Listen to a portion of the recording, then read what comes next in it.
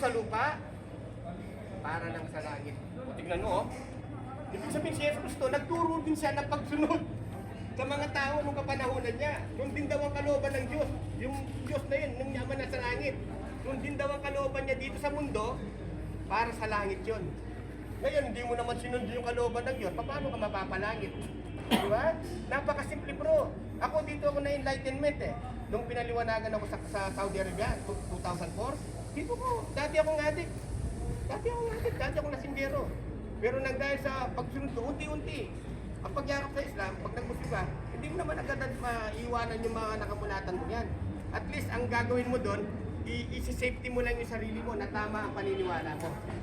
Mabuti ka nga tao, hindi ka naman sumusunod sa Diyos. Wala rin kwenta yun. Buti pa yung medyo may ginagawang may kamalian, at least nalaman niya yung Diyos na tumalang sa kanya, may pag-asa pa yun. Okay. So, ibig sabihin, ang pagsunod sa kalooban ng Diyos dito sa mundo, para lang sa langit. Eh, hindi mo susundin, yan paano ka mapapalangit? Diba? O kaya sabi ng Allah, ito na yung huli natin. Ya ayuhan ladina amanu huwal musiba. Hindi narawa po mga solidar. O kayo mga nampalataya, mga tao, iligtas ninyo ang inyong mga sarili. Ito lang ang sabi ng Diyos, iligtas daw natin ang ating mga sarili kasi ayaw ng Diyos na makasama natin ang demonyo habang buhay. Bakit? Dahil galing tayo sa Kanya eh. Sa Kanya tayo galing. Hindi tayo galing sa demonyo. No? Kaya ayaw niya tayong makasama ang demonyo habang buhay. No? Iligtas daw ang sarili. Ang sarili at pamilya. Saan? Sa impyerno nga po, panggatong, mga bato at tao. Tignan mo, ang igagatong sa tao doon sa impyerno, bato. Bakit? Dahil ang tao sa impyerno, pag nandun na, halimbawa, 5'6" ka lang dito, 5'10". Pag nandun na yung tao sa impyerno, malaki ka pa sa bundok. Kaya hindi uubra yung kahoy doon para malusaw yung kalamnan mo. Kaya bato ang igagatong ng Diyos sa'yo doon para malusaw. Nakuha niyo? Oh. Kaya napaka sama ng parusa doon, mga kapatid. Wala nang kasing sama ang parusa sa impyerno. At habang buhay, magsisisi ka doon. Kinakagat mo yung daliri mo, tuwing magta-transform ka sa tao ulit, at sinasabi mo, mabuti pang ako'y naging alikabok na lang. Mabuti pang ako'y naging alikabok na lang. Pinalaging sinisisi ang sarili sa kanya pagmamataan. Walang biro ito, walang halong biro ito pag nag-transform ka uli sa tao. Kaya sabi ng Allah, iligtas ninyo. Paano natin maliligtas? Sabi ni Propeta Muhammad, man qala la ilaha illallah dakhala al-jannah. Sino man ang magsabi walang ibang Diyos maliban kay Allah, I bear witness that there is no God except Allah. Sabi ni Propeta Muhammad, dakhala al-jannah. Siya ay mapapasukin sa paraiso. Yun ang kaligtasan. Walang binyagan sa Islam, mga kapatid. Kaya kung sino man ang gustong pumasok ng paraiso, sasabihin lang natin yung ako'y sumasaksi na walang ibang Diyos maliban kay Allah. At ako'y sumasaksi na si Muhammad ang pinakahuling propeta. At sumasaksi rin ako na si Jesus Cristo ay tubig propeta. Pag yun ay nabigkas natin, isa na tayong mapapabilang sa mga kandidato na papasok sa paraiso. Nakuha nyo? Magkano lang po ang pagpasok sa paraiso, walang binyagan. At dito sa center namin,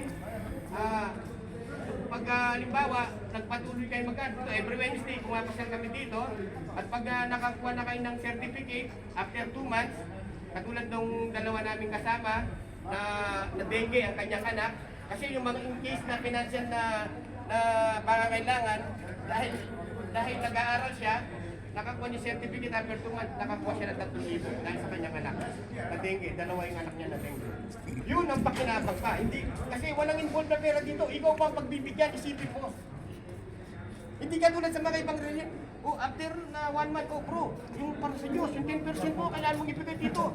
Pag di ka nagbigay, abay, tatapakan na sila sa'yo. Hindi ka naman nagbibigay para sa Diyos eh. Pero sa Islam, walang ganun. Ikaw pa ang pagbibigyan. Tignan yung kaibahan. Di ba? Oh. Kaya mga kapatid, yun po ang kinaganda ng Islam. Yung kaibahan niya. Kaya ang pagpasok sa paraiso, yung makilala daw natin. Maging si Jesus Cristo, sa John 17 verse 3, anong sabi doon? At ito ang buhay na walang hanggan. Sabi ni Cristo, ang makilala nyo, ang nag-isang Diyos na tunay, at ako'y kanyang sinubok. O, parehas lang. Ang mensahe ni Muhammad ni Jesus, parehas lang. Ang makilala, ang nag-iisang Diyos. O, ganun lang kasimple mga bro. So ngayon, dito na tatapusin. Sino ngayon ang gusto pumasok ng impyerno? Magtaas ng kamay. Yung gusto? Okay, paraiso. Okay, tayo kayo, tutulungan ko kayo. Yung gusto, tayo bro, tayo. Para maparapon na natin to. Okay. O sabihin nyo lang, itaas nyo yung daliri lang ganyan bro. Taas nyo na. Yan. Okay, ulitin nyo lang sasabihin ko ha. Ulitin nyo lang. Okay, ulitin nyo. Okay bro, ulitin nyo. At Tagalog tapos Arabicin natin, okay? Arabicin mo nga, Arabic. Tapos tatagalogin ko. Sige, taas nyo lang kayo. Taas nyo kayo bro. Sumunod lang kayo, sumunod.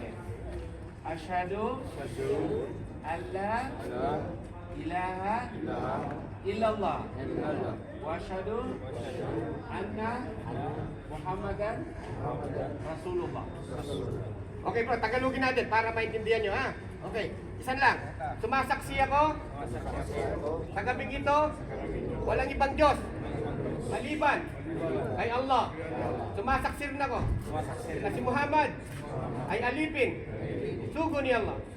Sumasaksi rin ako na si Jesus ay alipin at sugo ni Allah. Allahu Akbar. Allahu Akbar. Pangalan dakila. Bro, ganun lang. Allah. Yan bro. Yan ang pagkakasa natin. Okay, ganda bro.